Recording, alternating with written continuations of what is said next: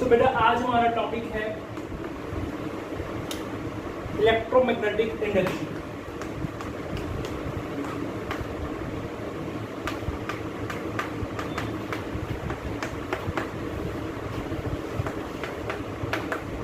ठीक है, very important topic. Start करते हैं सबसे पहले आज मैग्नेटिक फ्लक्स से। First topic magnetic flux. आपने इलेक्ट्रिक फ्लक्स के बारे में पढ़ा होगा, अभी हमने पीछे पढ़ा है इलेक्ट्रोस्टैटिक्स में इलेक्ट्रिक फ्लक्स के रिगार्डिंग, जिसमें हमने गॉस थ्योरम वगैरह पढ़ी थी। अब हम स्टार्ट करने जा रहे हैं मैग्नेटिक फ्लक्स के बारे में। ठीक है, होता गया, लेट्स से देखते हैं। देख लो, the number of lines magnetic flux. Magnetic flux को हम फाई के साथ डिनोट करेंगे, फाई बी। लिख लो, the number of lines, the number of field lines या मैग्नेटिक फील्ड लाइंस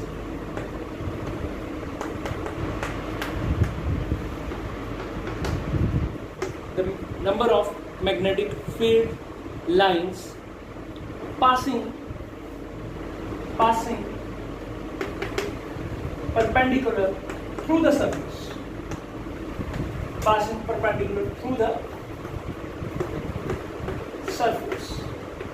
मतलब क्या इसका देखते हैं। लेट्स से मान के चलो कि मेरे पास यहाँ पे एक, लेट्स से एक मटेरियल पड़ा है, ठीक है, और वो यहाँ पे एक उसका सरफेस है, और यहाँ से कितनी मैग्नेटिक फील्ड लाइंस, यहाँ से कितनी मैग्नेटिक फील्ड लाइंस पास हो रही हैं, उसको हम कहते हैं मैग्नेटिक फ्लक्स। उसको हम क्या कहते हैं? Magnetic flux.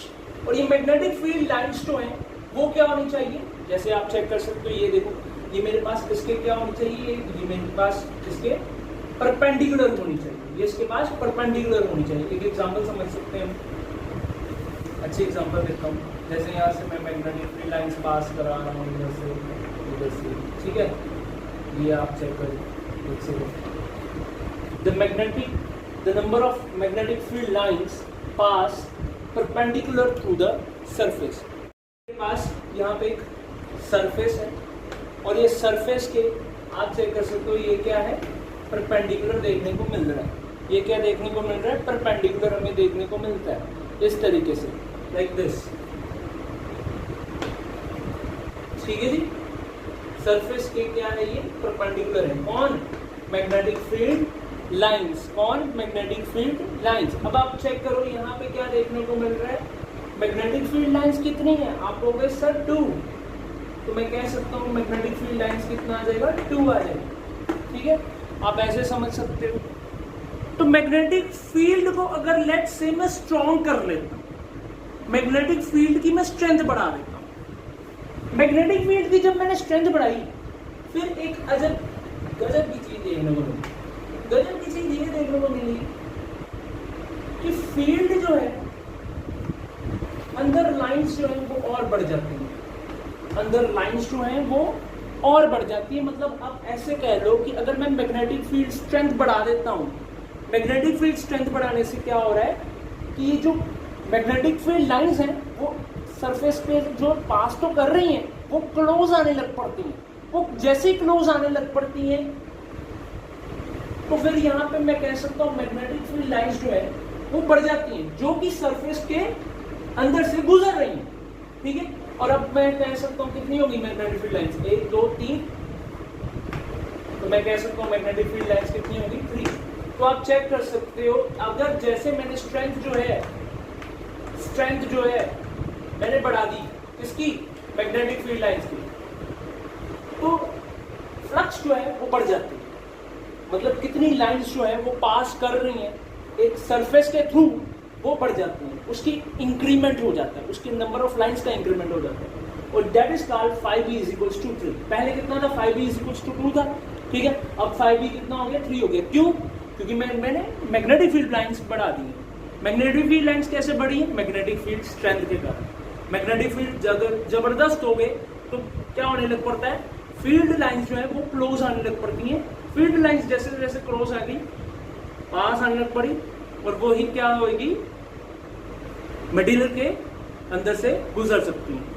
और इसी तरीके से इसको हम कहते हैं मैग्नेटिक फील्ड लाइंस या मैग्नेटिक फील्ड फ्लक्स। ठीक है, व्हेन वी, ये लाइन लिख लेना अलग से, मैं लिखवा देता हूं, when we increase the strength of magnetic field, the magnetic field lines increases और मैग्नेटिक फ्लक्स इंक्रीजेस। ये आप साथ में नोट कीजिए, जरूर नोट कीजिए।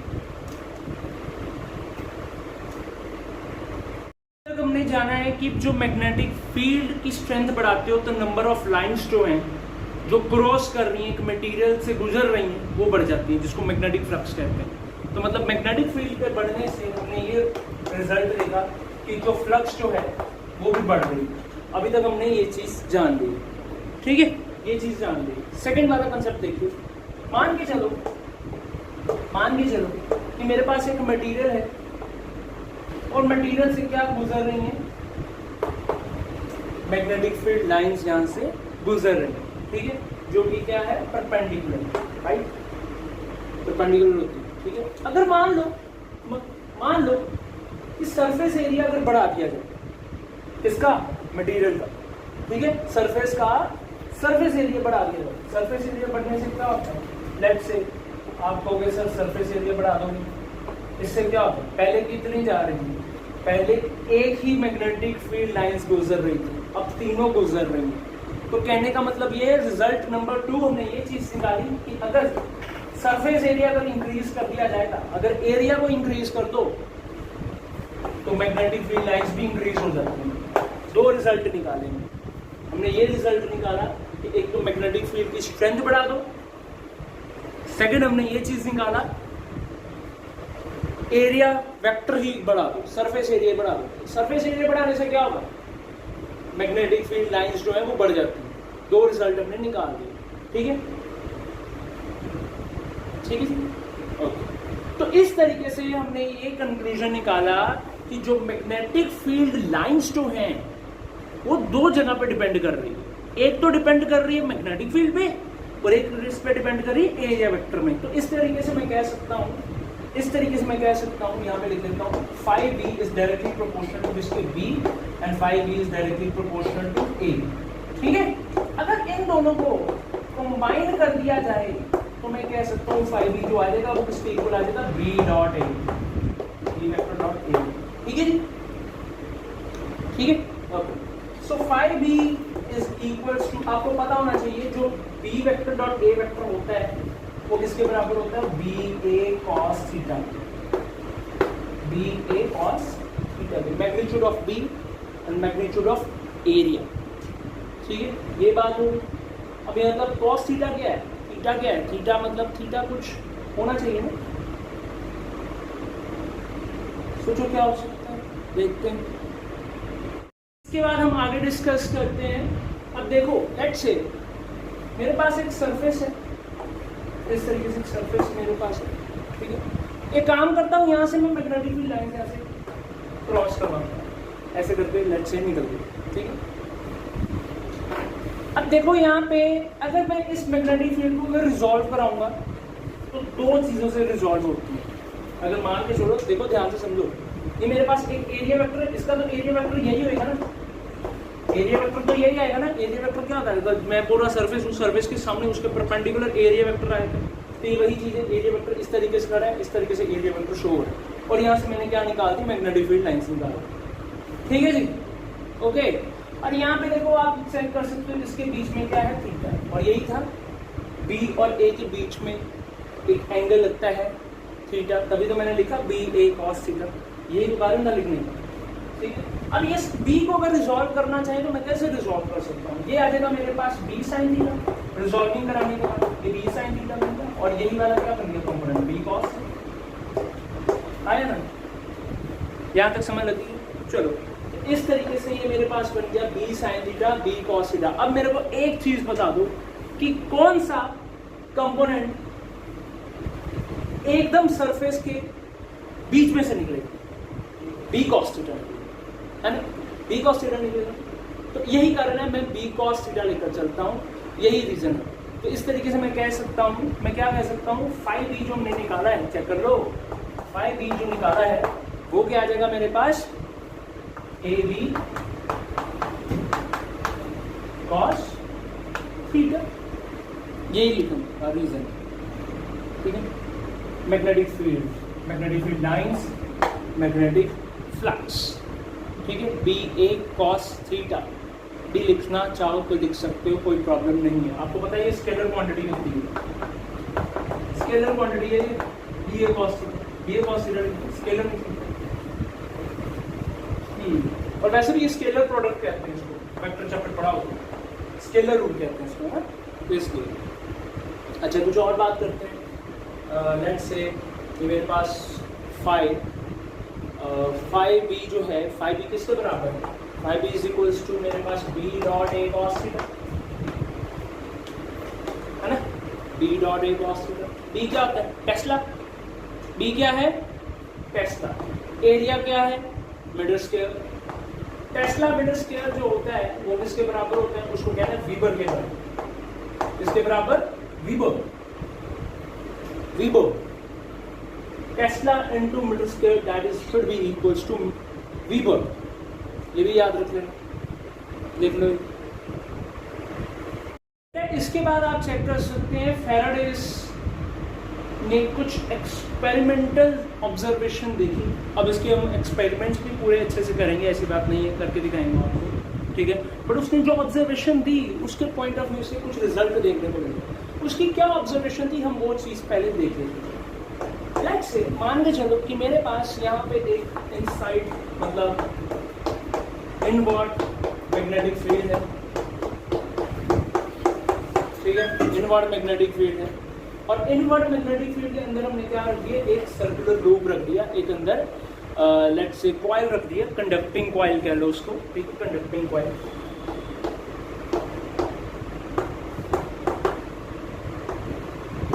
ठीक है, ये क्या है मेरे पास, कंडक्टिंग कॉइल, किसके अंदर, मैग्नेटिक फील्ड के अंदर, जिसकी डायरेक्शन क्या है, इनवर्ड है, ठीक है।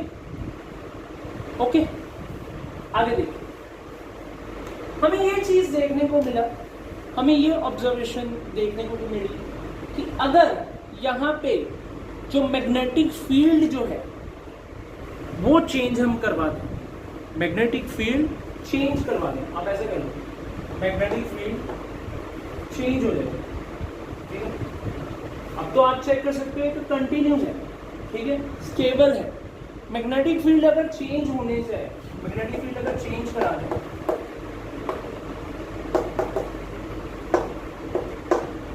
पिछली बार आपने कहा था कि जो मैग्नेटिक फील्ड है वो एकदम एक ही डायरेक्शन में, ठीक है, इनवर्ट। अब थोड़ी सी चेंज भी हो रही है, ठीक है। तो इस केस में हमने ना एक स्पेशल चीज देखने को मिली, हमने ये चीज देखी ना, एक ना करंट इंड्यूस्ड होने लग पड़ता है। दोबारा से हमने ये चीज देखी, हमारे इधर एक करंट इंड्यूस्ड होने लग पड़ता है, बनना शुरू हो जाता है, बिल्कुल करंट इंड्यूस्ड। ये डायरेक्शन जो है वो मैं आपको बाद में समझाऊंगा, ये डायरेक्शन का एक अलग कॉन्सेप्ट है, एक अलग टॉपिक आ जाता है, लेंजेस लॉ, वो भी हमने अभी पढ़ना है, आगे जाकर है। डायरेक्शन को भी छोड़ो, अभी मतलब कंसेप्ट समझो।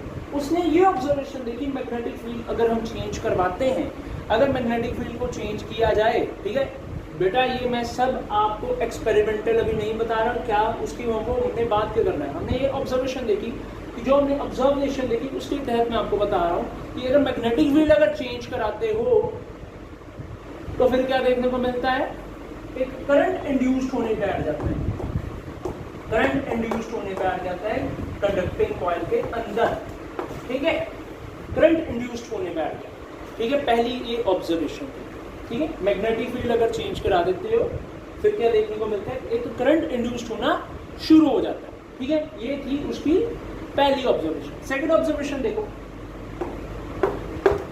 सेकंड ऑब्जर्वेशन में क्या था कि अगर मैं इसको, इसका जो एरिया है इसका कंडक्टिंग शेल का, वो बढ़ा दूं या कम कर दूं, दोबारा से ध्यान से समझो जो मैं कहना चाह रहा हूं, प्लीज ध्यान से समझो। अगर मैं जो सरफेस है किसका, कंडक्टिंग कॉइल का, अगर मैं उसको बड़ा कर दूं या छोटा कर दूं, मतलब एरिया चेंज कर दूं, सीधी बात, इसके अंदर इनसाइड द मैग्नेटिक फील्ड, और मैग्नेटिक फील्ड की डायरेक्शन इनसाइड अंदर ही।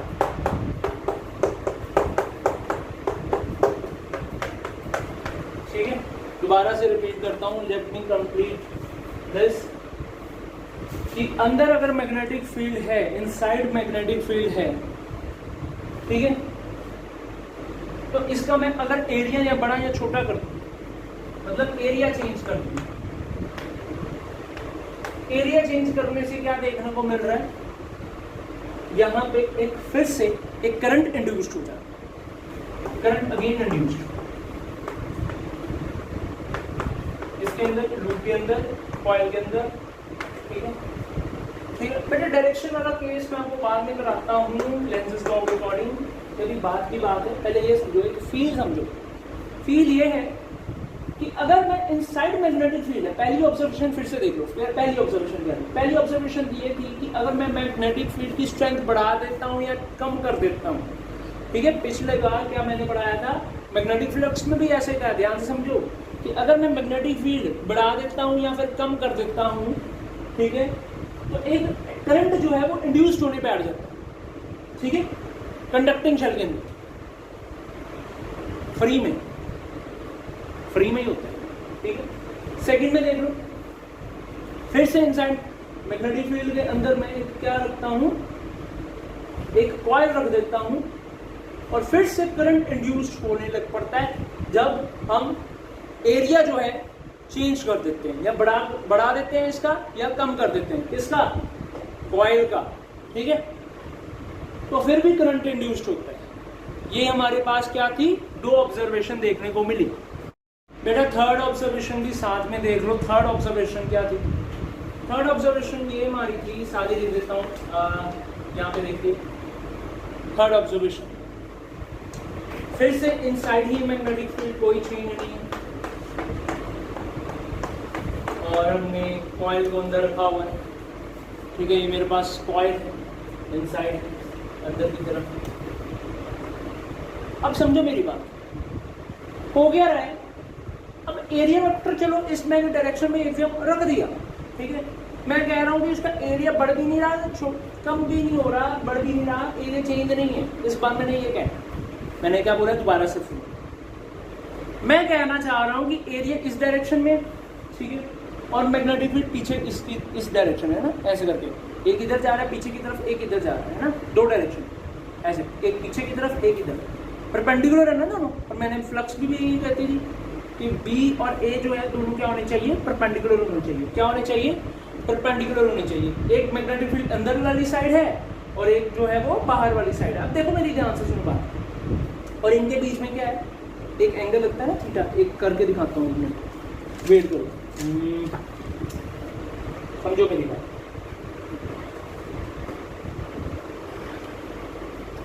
ये देखो ऐसे मैग्नेटिक फील्ड, ये मैग्नेटिक फील्ड अंदर है ना, ये मैग्नेटिक फील्ड अंदर, ठीक है, ये अंदर वाली साइड है मैग्नेटिक फील्ड, और ये मेरा एरिया वेक्टर इधर है ना, ऐसे कर, परपेंडिकुलर है ना दोनों, ठीक है, परपेंडिकुलर है ना दोनों, एक अंदर मैग्नेटिक फील्ड लाइंस अंदर, और ये क्या है, एरिया वेक्टर इधर, ठीक है, ऐसा ही था।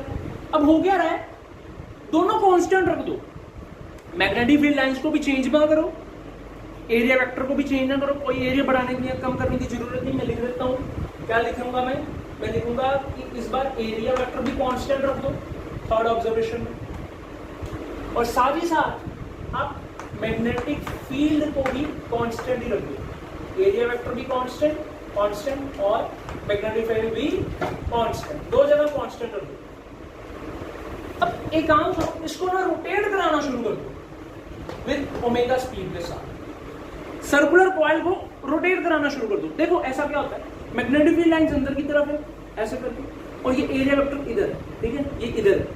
अब ये इसको रोटेट मैंने करा रहा हूँ, रोटेट कराने का मतलब ये देखो, ये थीटा क्या हो रहा है, इसको रोटेट कराया, एरिया वेक्टर तो रोटेट होगा, ये थोड़ी ना रोटेट होगी, ये तो फिक्स है। एरिया वेक्टर जो रोटेट होएगा ना, ऐसे करके रोटेट होएगा, ये ऐसे करके, ये ऐसे करके, ये ऐसे करके, ये पीछे की तरफ ऐसे, है ना, समझो मेरे मतलब। इसका मतलब ये हुआ थीटा जो है वो चेंज हो रहा है। ये मैग्नेटिक फील्ड लाइन थी, मैग्नेटिक फील्ड लाइन अंदर की तरफ है और एरिया वेक्टर इधर है, ठीक है, एरिया वेक्टर इधर है। तो मैं ऐसे करके इसको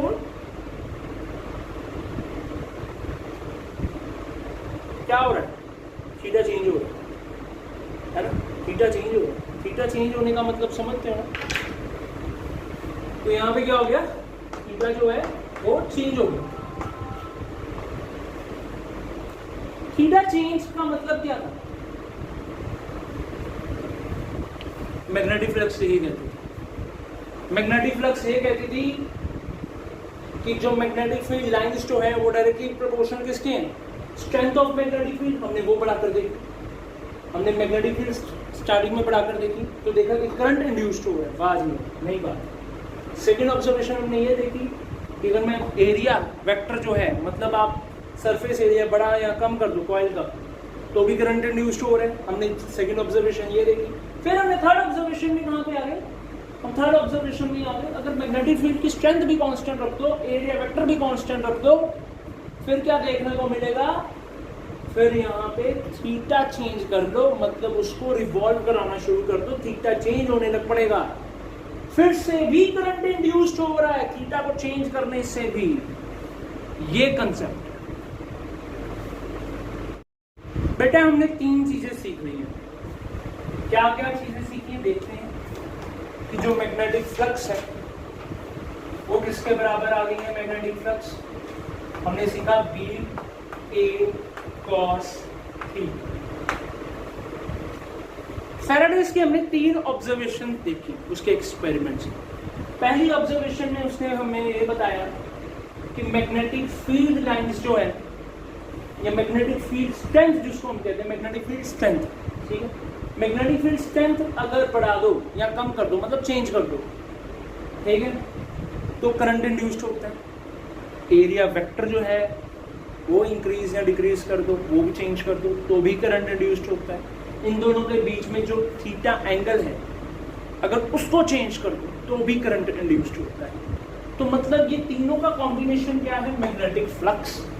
और मतलब ये हमने सीखा कि अगर मैग्नेटिक फ्लक्स को ही चेंज कर दो लास्ट में करंट इंड्यूस्ड होता है। ये चीज याद है। तो यही फैराडेज का फर्स्ट लॉ। फैराडेज का क्या फर्स्ट लॉ था देखते हैं। फैराडेज फर्स्ट लॉ, चलो देखते हैं, चलो देखो वो क्या बताता है। Whenever there is a change in magnetic field, whenever there is a change in magnetic field linked with a coil,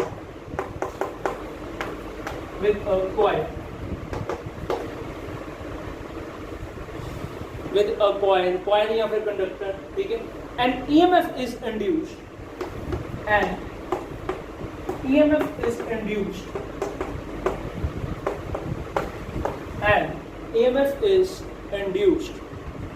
in the coil, in the coil कहना या कंडक्टर कहना कुछ भी कहना, in the coil।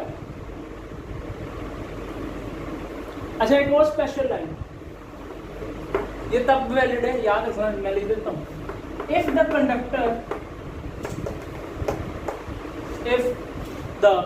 कंडक्टर या coil forms closed loop या closed coil, ऐसा भी लिख सकते हो। मैं दोबारा से बोल रहा हूँ closed coil, that is sounds right, closed coil। Closed coil का मतलब समझते हो, मतलब ये है कि जो सर्किट कंप्लीट होना चाहिए, बीच में ये नहीं टूटा हो, क्लोज्ड लूप होनी चाहिए, क्लोज सर्किट होना चाहिए, ठीक है। Forms closed coil and induced current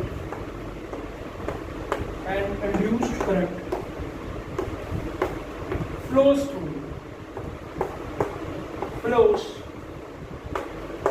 through it। पहला लॉ ये बताता है कि अगर हम कोई भी मैग्नेटिक फील्ड लाइंस या मैग्नेटिक फील्ड लाइंस या मैग्नेटिक फ्लक्स, एक हिसाब से मैग्नेटिक फील्ड लाइंस क्या थी, मैग्नेटिक फ्लक्स। अगर मैग्नेटिक फ्लक्स जो है अगर किसी कॉइल के साथ लिंक्ड है, मतलब उसको क्या कर रही है, क्रॉस कर रही है, अगर वो चेंज हो रही है, ठीक है, तो इससे क्या होता है, एक ईएमएफ इज इंड्यूस्ड। एक ईएमएफ का मतलब एक करंट इंड्यूस्ड होने लग पड़ता है, इलेक्ट्रोमोटिव फोर्स, समझोगे अभी, एक करंट इंड्यूस्ड होने लग पड़ता है, ठीक है। अगर वो कॉइल जो है वो एक पूरा क्लोज्ड लूप बना रहा है तो ये चीज पॉसिबल, वरना नहीं। अगर करंट इंड्यूस्ड हुआ तो वो अगर क्लोज्ड ना हुआ तो वो पास ही नहीं करेगा, ठीक है। तो इसलिए मैंने कहा है क्लोज्ड लूप होनी चाहिए, ठीक है। तो ये था फैराडेज का फर्स्ट लॉ। बच्चों नेक्स्ट एक मेरे पास एक्सपेरिमेंटल ऑब्जर्वेशन हमने देखी, फैराडेज ने बताई। फैराडेज ने देखा कि अगर मैं बार मैग्नेट को कॉइल के पास लेकर जाता हूं, इससे क्या होता है, नॉर्थ पोल की जो मैग्नेटिक फील्ड लाइंस है वो चेक कर सकते हो, इस कॉइल से पास होने लग पड़ती है। कब, जब मैं इसको पास लेकर जाता हूँ नॉर्थ पोल, अब चेक कर सकते हो, ठीक। तो मतलब क्या हुआ, बहुत ज्यादा नंबर ऑफ लाइंस जो है वो क्या हो गई, इसके अंदर चलेंगी, ठीक है नहीं। दोबारा से नॉर्थ पोल जो है, इसका बार मैग्नेट का नॉर्थ पोल जो है, आप चेक कर सकते हो, अगर मैं इसको कॉइल के पास लेकर जाता हूं फिर क्या देखने को मिलेगा, फिर आप चेक करोगे कि बहुत ज्यादा लाइंस इसके अंदर घुस जाती हैं, ठीक है। मतलब मैग्नेटिक फील्ड लाइंस बननी शुरू हो गई, मैग्नेटिक फ्लक्स बननी शुरू हो गई। और मैं इसको फिर से पीछे लेकर जाता हूं, फिर मैंने ये देखा कि मैग्नेटिक फील्ड लाइंस या फिर फ्लक्स जो है वो कम हो जाती हैं, कॉइल में से इतना नहीं निकल पाती, वो पीछे चले जाती है, राइट, ठीक है। अब करंट कैसे बनता है, करंट इसको पीछे करके बनेगा या फिर इसको आगे करके बनेगा। बेटा करंट जो बनेगा वो ऐसे नहीं कि ये बिल्कुल पास ले जाओ तो मैग्नेटिक फील्ड लाइंस ज्यादा हो गई इसके अंदर, मतलब फ्लक्स ज्यादा हो गई, नहीं, ऐसा नहीं। अगर मैं इसको पीछे लेकर चले जाऊं, इससे क्या होगा, मैग्नेटिक फील्ड लाइंस जो है वो इतनी ज्यादा नहीं रहती। मतलब ये हुआ, ये नहीं हमें चाहिए कि मैग्नेटिक फील्ड लाइंस इसके अंदर बहुत ज्यादा आ जाए तो करंट इंड्यूस हो जाए, नो, ये मैंने लिखवाया नहीं है। मैंने लिखवाया whenever there is a change in magnetic flux. Change in magnetic flux का मतलब ये है या तो बहुत ज्यादा भी हो जाए या तो बहुत ज्यादा कम भी हो जाए, ठीक है। ऐसे ऐसे ऐसे ऐसे ऐसे, ऐसे बढ़ते जाए, कम होते जाए, पंखा जैसे करता है ना, इस तरीके से ये हमें चीज देखने को मिली। तो मैग्नेटिक फील्ड लाइंस में हमें ज्यादा नहीं चाहिए, हमें कम भी नहीं चाहिए, हमें चेंज चाहिए, बढ़ना कम होना, ये चीज देखने को मिलती है। और जब ऐसे चीज देखने को मिले तब करंट इंड्यूस्ड होता है। चीज समझ लग रही तो बोलो हाँ। करंट इंड्यूस करने का मतलब ये है कि यहाँ तो बहुत ज्यादा बढ़ा दो, यहाँ तो बहुत ज्यादा कम कर दो, मतलब चेंज लेकर आना, चेंज मतलब जरूरी है, ठीक है। मैं आपको इसके रिगार्डिंग कुछ चीजें लिखवा देता हूँ, आप लिख लो उसको, ठीक है। जैसे whenever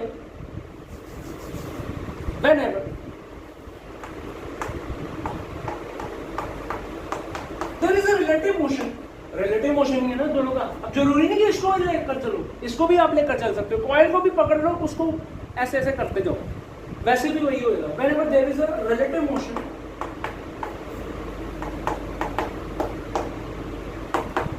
whenever there is a relative motion between a coil and a magnet, between a coil and a magnet, and EMF is induced in a coil, and EMF is induced in a coil. एक EMF जो है वो induce होने शुरू हो जाता है coil के अंदर या कंडक्टिंग कॉइल के अंदर, अगर वो क्लोज्ड लूप है। ये भी चीज याद रख लेना, if it is closed loop या closed coil, if it is closed coil, ठीक है, ये भी लिख लेना। एंड इंड्यूस्ड EMF या induced current flows through it, ये लिखो, and induced current flows through it, induced current flows through it। बेटा आपको समझ लग गई, ठीक है, ये चीज जरूर लिखो। लिख लो पहले, फिर आगे बढ़ते हैं।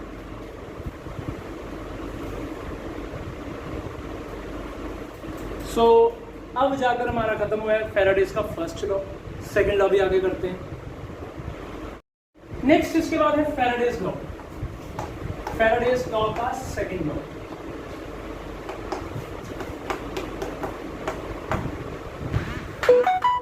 चलो देखते हैं क्या है ये। लिख लो, लिख लो। The magnitude of induced EMF, the magnitude of induced EMF is directly proportional to the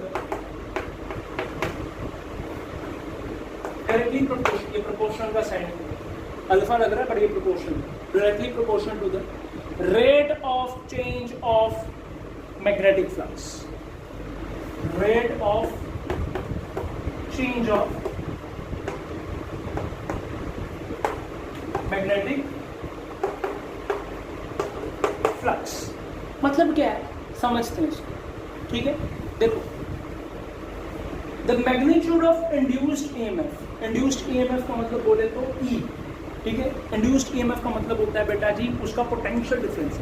अगर करंट इंड्यूस्ड हो रहा है तो पोटेंशियल डिफरेंस भी बनेगा ही बनेगा। आया ना, इलेक्ट्रोस्टैटिक पढ़ते आए हो, इलेक्ट्रिसिटी पढ़ लिया पूरा, ठीक है। अरे जिसका करंट इंड्यूस्ड हो रहा है, जो करंट बन रहा है उसका पोटेंशियल भी तो है कुछ, और वो E है, ठीक है। E मान लो, ठीक है। वो कहता है डायरेक्टली प्रोपोर्शनल है किसके, rate of change of magnetic flux, rate of change of magnetic flux. Rate of change of magnetic flux का बोले तो मतलब d∅dt, ठीक है। और वो भी मैग्नीट्यूड, मैग्नीट्यूड बोले तो लाइक दिस, ठीक है, ओके। या एवरेज समझ लो इसका, average which is equals to, ठीक है, डेल्टा d∅ dt। आपको पता है ना डेल्टा तब लगता है जब हम एवरेज की बात करें, ठीक है। जब हम एवरेज की बात करेंगे तो डेल्टा लगता है, डेल्टा ∅ dt, ठीक है। और इसको अगर हम मैग्नीट्यूड में ना लिखें तो इस तरीके से बनेगा, E is equals to minus of d∅ dt, ठीक है, d∅ dt। माइनस में, माइनस का साइन क्यों आया, लेंसेज का पढ़ाऊंगा तब आपको अच्छे से समझ लगेगा, अभी ऐसे समझो, ठीक है। मतलब ये है कि rate of change of magnetic flux, मतलब जैसे जैसे फ्लक्स का चेंज देखने को आता है तब तक EMF प्रोड्यूस होता जाता है। जब जैसे जैसे चेंज आएगा मैग्नेटिक फील्ड लाइंस में, मैग्नेटिक फ्लक्स में, with respect to time, time के चेंज होते होते मैग्नेटिक फ्लक्स भी चेंज होगी, ठीक है। और इसी तरीके से जो हमारा EMF जो है वो भी प्रोड्यूस्ड होता जाएगा, करंट इंड्यूस्ड होता जाएगा। इसका कहने का मतलब ये है, ठीक है। तो चलो आगे बढ़ते हैं। मान लेते हैं कि मेरे पास जो कॉइल का रेजिस्टेंस है, लेट्स से R ओम है। If the coil has resistance of a coil is 1 ओम, मान के चलो, ठीक है।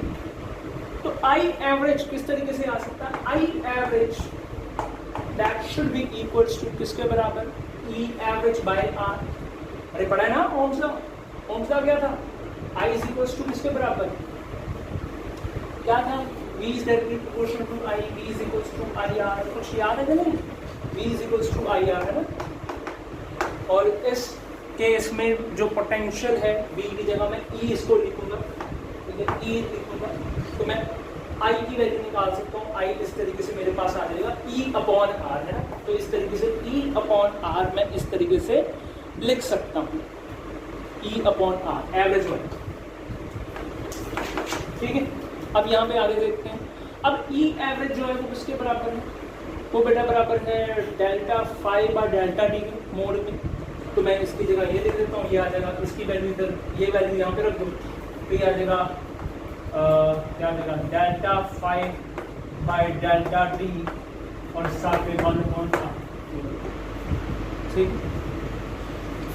अगर आपको इंस्टेंटेनियस में चाहिए तो फिर डेल्टा की जगह डी लगा दो, और क्या है आई एवरेज इंस्टेंटेनियस अगर करंट चाहिए हल्का सा बहुत थोड़ा सा, तो यहाँ पे d phi by d t आ जाएगा, साथ में 1/r आ जाएगा। चेक कर लो यहाँ तक कोई गड़बड़ है प्लीज। इसके आगे कल हम इसके न्यूमेरिकल्स करेंगे, ठीक है। तो आज के लिए इतना ही। Thank you so much for attending my class.